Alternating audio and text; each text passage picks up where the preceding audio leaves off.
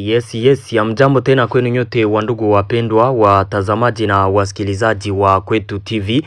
Nyote kwa ujumla mnaoendelea kuwa nasi ndani ya taarifa zetu mbichi za kila siku na kila wakati. Tunawasalimia wale mnaotufuata mkiwa Marekani, Ulaya na Afrika. Salamu zetu ziwafikie kabisa.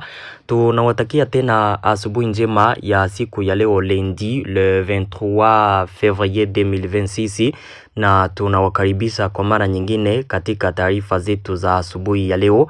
Kama kawaida tumewaletea habari kuhusu hali ya usalama mashariki mwa nchi ya Kongo pamoja na taarifa mbalimbali tena tofauti zinazosemekana nchini Kongo. Taarifa ambazo tumewaletea asubuhi ya leo, tutawapeleka kwenye uwanja wa vita kwenye FARDC inaendelea kufanya maoperasyon maeneo tofauti Masisi na kule Mufizi. FARDC iko naendelea kushambulia Twirwaneho na M23 ikitumikisha ndege za kivita drone kwa kubombarde mapozisyon za M23 maeneo mbalimbali. Tutawapeleka kule Minembwe kwenye FARDC inaendelea kabisa kupiga M23 na Twirwaneho pale Minembwe centre. Kule Masisi mu sekter ya Katuye vile FARDC na wazalendo wako maoffensive kule na ndege za kivita zikibombarde mapozisyon tofauti ya M23. Katika taarifa zetu tutawapeleka katika maeneo ya Ruchuru kwenye baada ya M23 kufanya maoperasyon ya bouclage, zaidi ya watu 100 wameripotiwa kutoweka kabisa, donko hawajui ni wapi walipo kwa leo. Tutawapeleka kule Ituri ambapo jeshi la Kongo FARDC katika eneo la Ituri lilitangaza hasara kubwa zidi ya waasi wa CRP. Tutawambia mengi kuhusu taarifa hizo. Muteritware ya Kabare siku ya jana baada ya kuripotiwa kwa mapigano saa za asubuhi mweneo ya Kavumu kati ya wazalendo na waasi wa M23. Mweneo ya Kaungu nako ilipofika saa za apremidi kuanzia 14h vers 15h na saa za jioni kuliripotiwa mapigano tena kati ya pande mbili.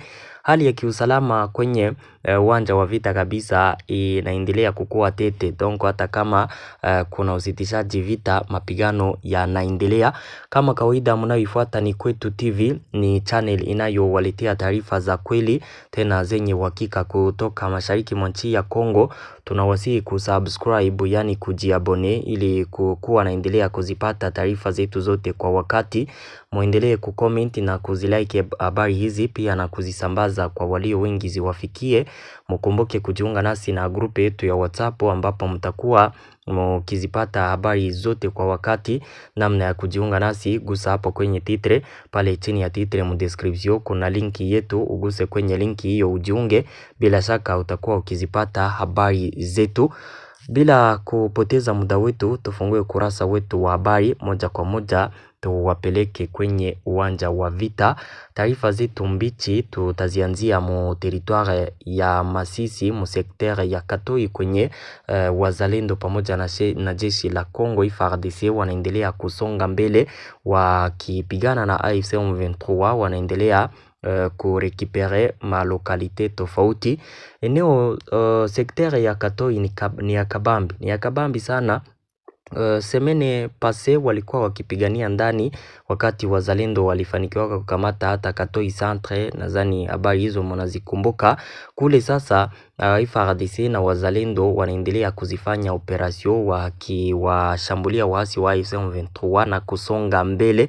Siku ya jana FARDC pamoja na wazalendo waliatake M23 a la fois maeneo pozisyon zao maeneo ya Kasheke, Murema pamoja na eneo ya Mberwa na eneo ya Mutobo pamoja na Ruki.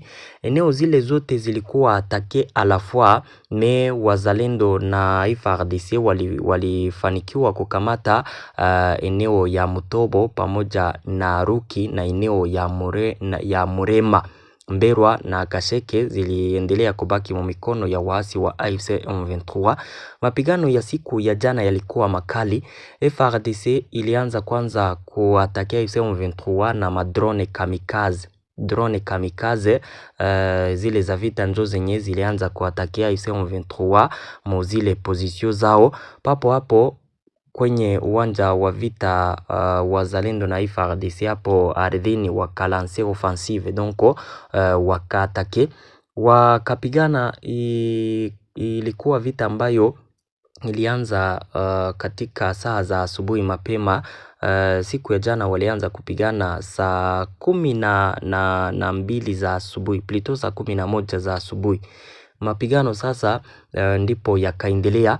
Ilipofika katika saa za saa 4 wazalendo wakakamata Mutobo, wakaavance kidogo, wakakamata eneo ya Ruki na position ya Murema nayo wakaikamata wazalendo. Wakaendelea kupigana na AFC M23 katika eneo ya Mberwa pamoja na Kaseke.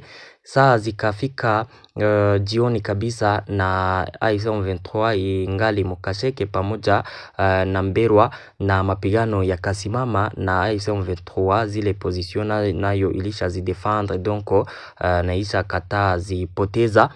Wazalendo walifanikiwa kurekipere tena maeneo matatu kule wakiwa pamoja na jeshi la Kongo na ndege ambazo zilikuwa zikiwasaidia pale Kufro. Waliavanse sana wakakamata maeneo hayo matatu. Hali ya kiusalama katika sektere ya Katoi inaendelea kukua mbaya. Mapigano yanaendelea kuripotiwa kule mchana na usiku.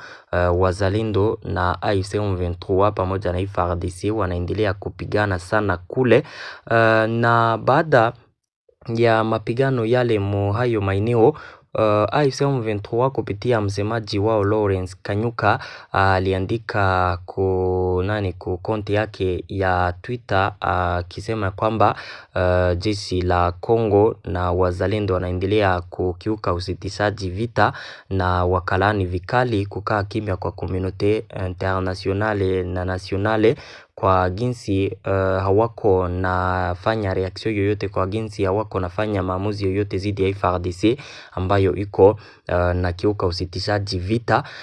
Katika taarifa yao walisema kwamba kule maeneo yenye walishambuliwa na ndege pale Kasheke, Murema, Mberwa, Ruki, Mutobo walipigwa sana na ndege za kivita zile za kamikaze. Community internationale na nationale waingilii kati hata kidogo na kusimamisha FARDC wakati kuna usitishaji vita. Ni wakati FARDC nayo inaendelea kuishutuma AFC M23 kwa kukiuka cessez-le-feu wakati FARDC inawashambulia. Ayo inakuwaka na ni kuriposte, donc deja pande mbili wote wako na shutumana. Kwenye uwanja wa vita hako kabisa hakuna utulivu hata kidogo. Minembwe sasa mambo iko aye. Minembwe siku ya jana kuliamka poa kabisa na hali ni ya utulivu. Ilipofika saa za saa 5 vers saa 6 mambo ya karibika Minembwe. Kulisikika milipuko mikubwa ya mabombe. FARDC tena ilibombarde maposition za AFC M23 pale Minembwe, na taarifa tunazo kutoka kwa ndani kabisa pale Minembwe, wahasi wa AFC M23 walisha zikimbia position zao zote, waisha ondoka mu defense yao yote, waisha anza kukaa kabisa mu manyumba ya wakaaji kule Minembwe. Ile Minembwe centre mnajua ya kwamba iko entouré yote, FARDC na wazalendo wanaizunguka yote kabisa. Hakuna defense ambazo AFC M23 ingali nazo pale karibu na Minembwe. Hapana, wako Minembwe tu centre, zingine position zote FARDC ishakazi kamata, na FARDC haya ingiaka mu Minembwe. Ofete kuna kitu ambacho mimi naonaka pale Minembwe. FARDC kutoingia Minembwe haiko kusema ya kwamba ni kushindwa sana, hapana, kwa sababu waishaka piga sana Twirwaneho na wanazunguka Minembwe, wanafanyaka maatake wale wa Twirwaneho, wanawaripuse kila siku. FARDC inawatake Minembwe, inawapiga sana. Yani FARDC kuna kitu ambacho iko naendelea kukipanga pale Minembwe. Ofete mnajua pale Minembwe AFC M23 inapiganaka ikiwa pamoja na Twirwaneho, na kuna wakaji wengi wa Wanyamulenge ambao wengi wao wako manipule sana na AFC M23, na pale vita vikaingia direct pale Minembwe.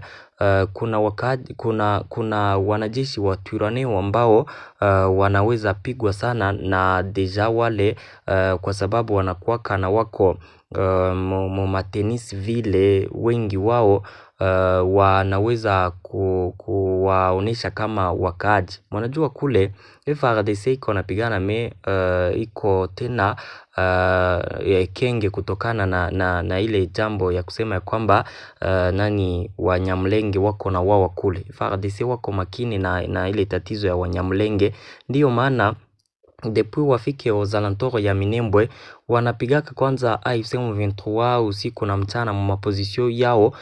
Kitu ambacho mimi nakiona FARDC inakitaka pale, inataka wahasi wa Twirwaneho na AFC M23 wao peke waondoke katika Minembwe, iwapige wajiondoe mu Minembwe, donc nguvu zao ziishe kabisa pale Minembwe, waondoke ndani. C'est selon mes analyses, na iko kusema ndio mpango kabisa kamili wa FARDC. Hapana, mimi hizo ni analize zangu. Upande wangu naonaka kuwa napangaka kuwapiga kabisa, nguvu ziwaishie, pui ingiake ndani na hakuna mapigano, kwa sababu wakaingia ndani na kupigana na Twirwaneho, na mnaonaka koma wanasemaka kwamba wanashambuliaka wakaaji kule, na wengi wa wanajeshi wa Twirwaneho ni wakaaji, donc wanavaliaka matenise vile, na wale sasa wakati wanaweza kuingia ndani na kupigania ndani, AFC M23 na Twirwaneho wanaweza deja kuwaonesha kama wakaaji ambao waliwawa pale. Inakuwa kesi kwa FARDC ambayo inashtumiwaka sana kwa kuwa inashambuliaka Wanyamulenge kule, kwamba iko na mpango wa kufanya mauaji zidi ya Wanyamulenge kule. Ile njo analize yangu kabisa kuhusu hayo. Donc FARDC inapigaka Twirwaneho pale na AFC M23 ili kuzimaliza nguvu zao pale, ziwaishie kabisa, waondoke ndani. Wakati FARDC itakapoingia ndani, ingie na hakuna mapigano, ili kesho kusije kuya shutuma za kusema kwamba walipigania kama Minembwe wakaua population sana pale wakati wa vita.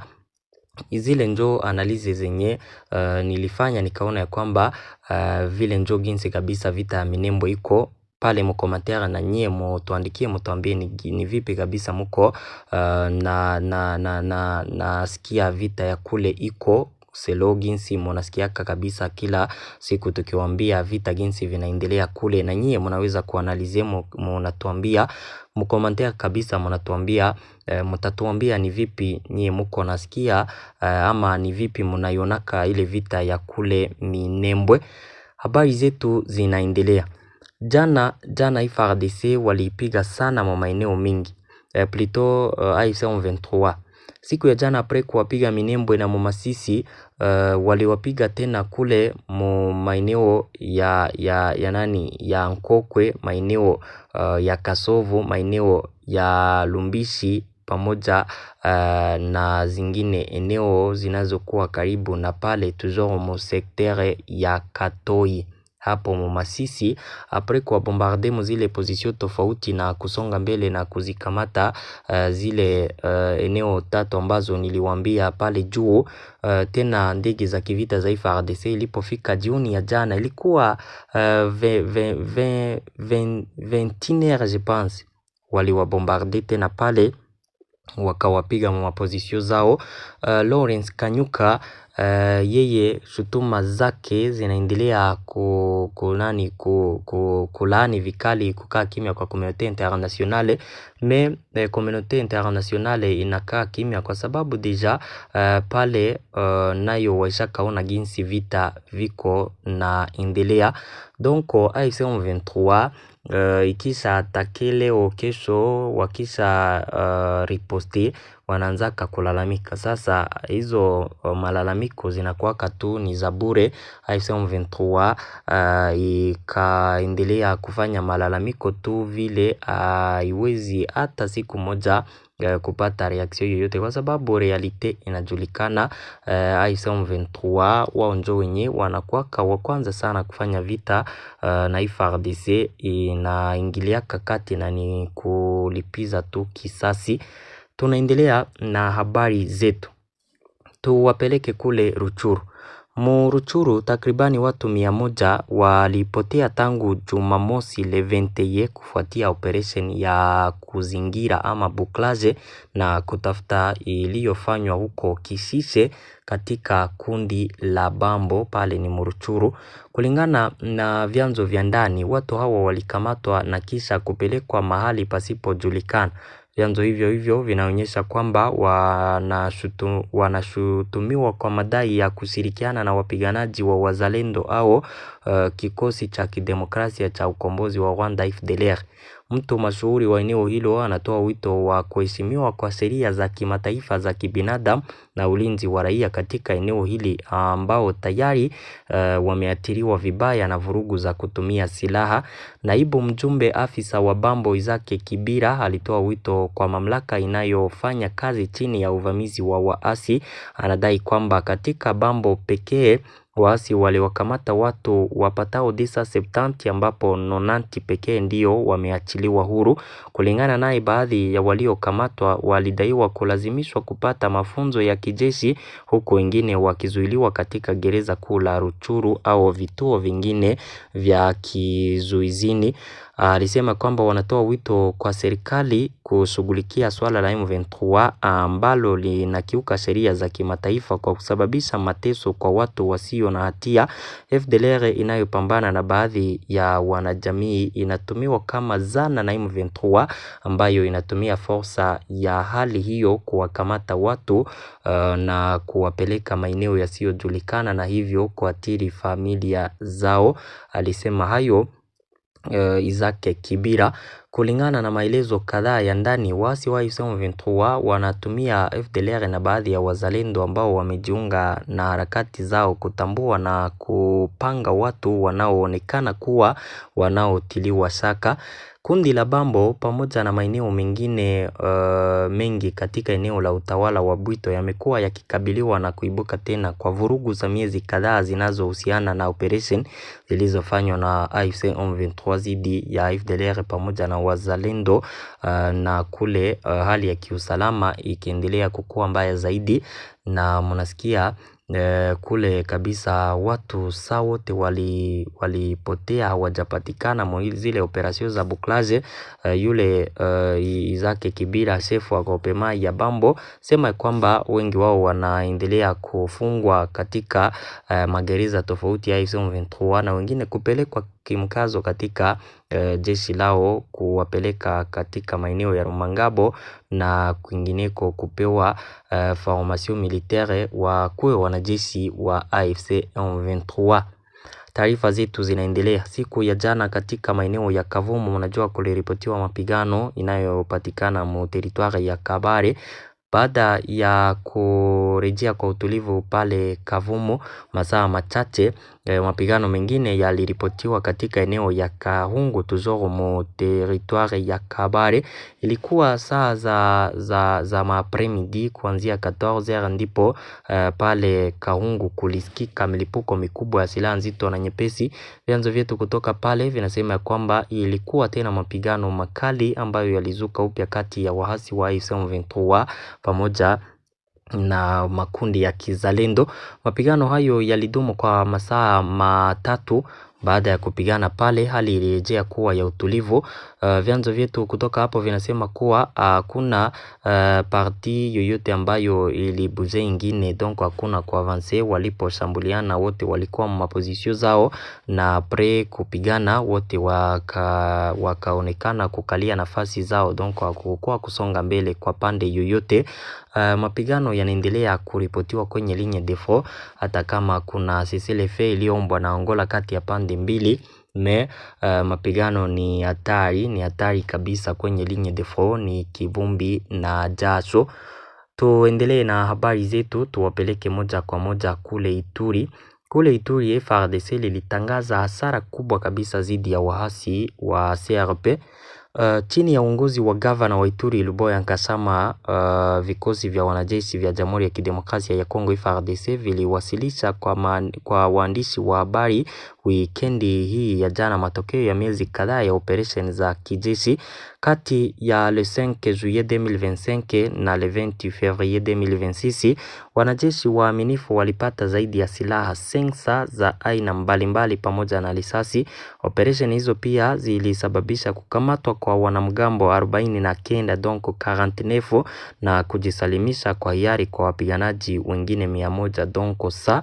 Vitendo hivi vililenga muungano wa Jamhuri na Amani CRP ya Thomas Lubanga aliyeshirikiana na M23 na vikundi vyenye silaha vya ADF. FARDC inadai kwamba matokeo haya yanaonyesha kuongezeka kwa mapambano dhidi ya vikosi vya waasi katika eneo hilo. Ituri inasalia kuwa mojawapo ya maeneo yasiyo na utulivu zaidi mashariki mwa Kongo, ambapo uwepo wa makundi mengi yenye silaha unaendelea kutishia usalama wa raia. Mamlaka za mitaa zinatoa wito wa kuendelea kwa shinikizo la kijeshi huko zikiimarisha hatua za kuwalinda wakaaji. Pale Ituri operasyon zinazoendelea, wakaaji wanashukuru kwa FARDC kwa zile operasyon, na katika maeneo yale ya Ituri wakati FARDC ilionyesha hizo silaha, ni kwenye picha hiyo kwenye mko naona ni silaha mingi zenye ziko pale chini. Mbele kuna wanajeshi wa FARDC, hapo ni siku ya jana kwenye alikuwa wakionyesha silaha walizozikamata, wakiambia population pia na viongozi tofauti wa pale jinsi ya operasyon ziko nafanyika bie, na silaha jinsi mko naona ni mingi walizozikamata. Na FARDC iliambia population kule ya kwamba operasyon zinaendelea, wataendelea kupigana na waasi wa M23 plutôt wa CRP wale wa Thomas Lubanga ili kuweza kuwafukuza maeneo yale. Vile vile na ADF, kundi lenye silaha hatari kwa population, kwa sababu ADF kabisa inawawaka plutôt inawawaka wakaaji sana kule. Sasa FARDC inapaswa kuendelea kuzifanya zile operasyon ili kuweza kabisa kulinda wakaaji ambao wanateseka sana na mashambulizi ya hao wanamgambo. Asante ndugu zangu, hizo ndizo habari ambazo nilikuwa nimewaletea asubuhi ya leo. Kama kawaida na washukuru, tupatane katika taarifa mbichi zifuatazo, donc habari za mchana. Merci beaucoup.